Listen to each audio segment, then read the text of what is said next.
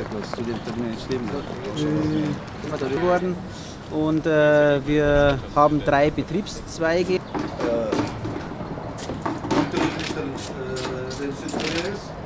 Wochen.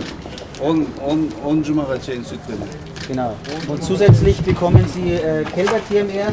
Das ist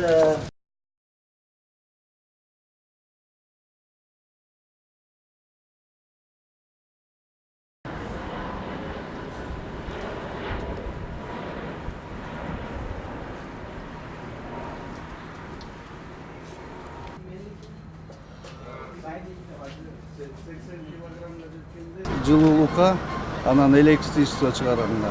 Wir gehen auch kurz rauf, da sieht man dann die Behälter, wo die Gülle von und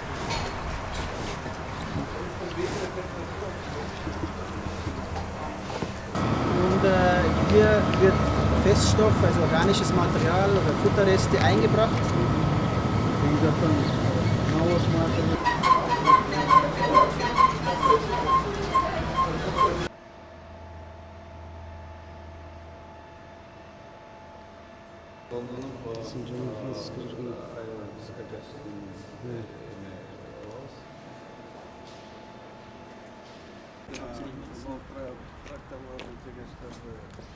Der Branche gleich, aber Ар бир отраслдагыдай 5-тен 10%га чейин прибыль